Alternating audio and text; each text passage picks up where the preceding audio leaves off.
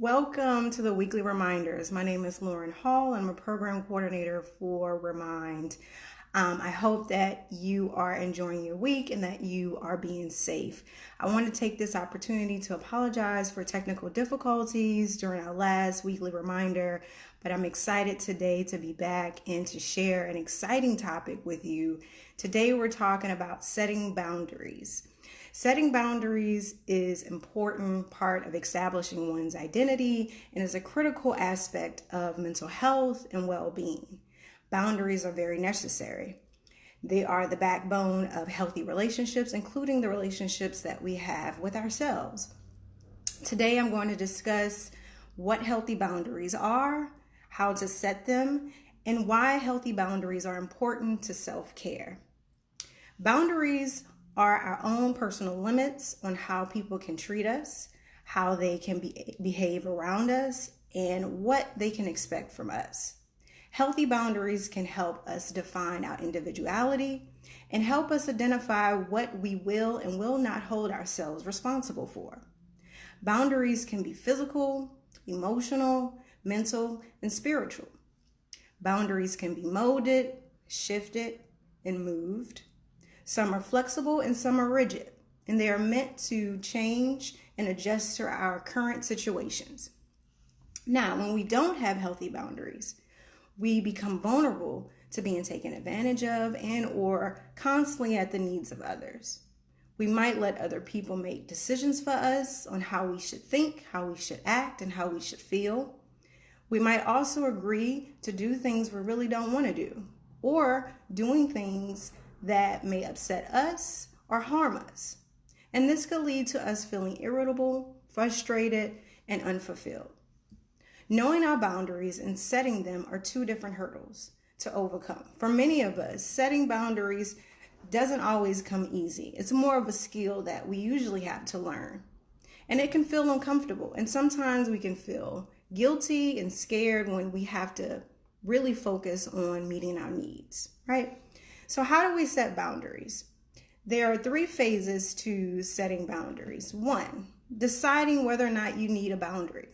When learning to set a boundary, the first step is to become self-aware of when you feel overwhelmed, resentful, or mentally exhausted. Identify your limits. When you need more space, time, or just self-respect.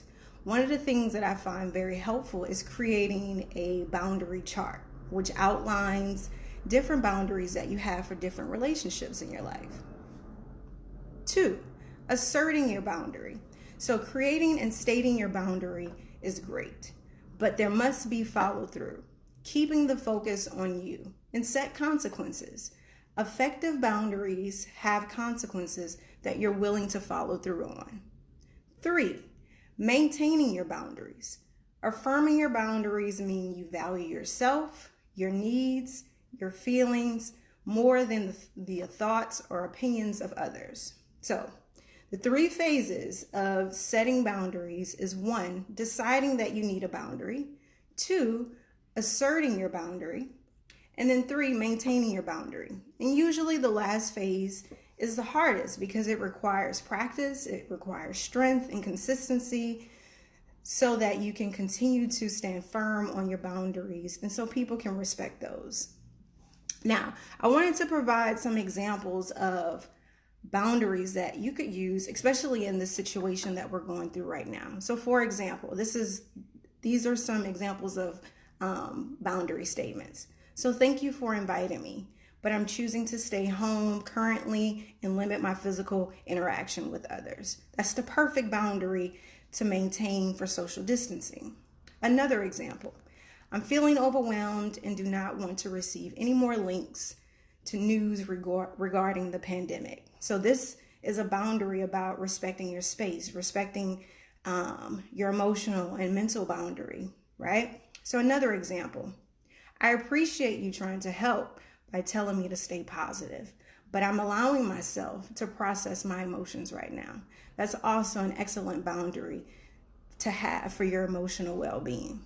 So one of the things that is so important for me personally is especially in this time, is to maintain my mental and emotional health. And that is creating strict boundaries, rigid boundaries for me to keep my peace. I always believe that my peace is very expensive. And so I have to protect that at all costs. And for me, that is making sure that I stand firm on protecting my peace, protecting my mental health, my awareness, and limiting any negativity or any things that will affect me negatively, mentally or emotionally.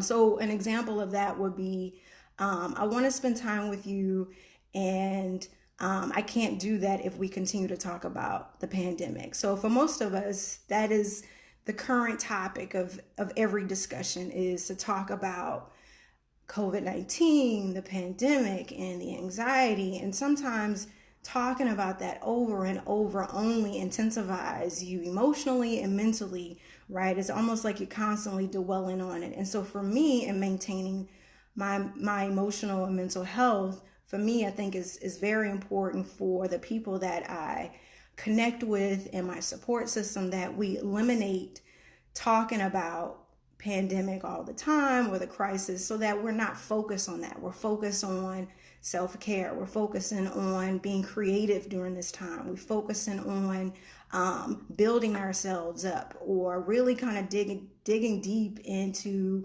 identifying who I am. So reading, keeping myself occupied so that I don't have to focus on the current anxieties of today. I think it's important for us to remember that we can love people and at the same time not allow people to hurt us. And that's the purpose of boundaries, is that we have to understand that we can value other people, but we also have to value ourselves. That is very important.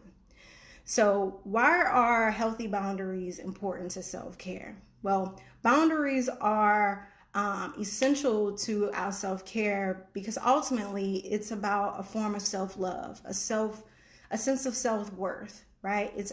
It's about our personal limits of how we treat ourselves, how we behave around others, and what we expect from ourselves.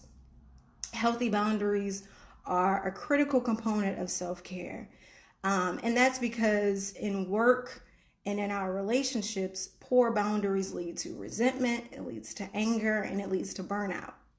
And so what do boundaries look like for yourself? So saying no to others, right? Setting the limit on procrastination, speaking up when something is important to us, or not committing to tasks when we feel overwhelmed.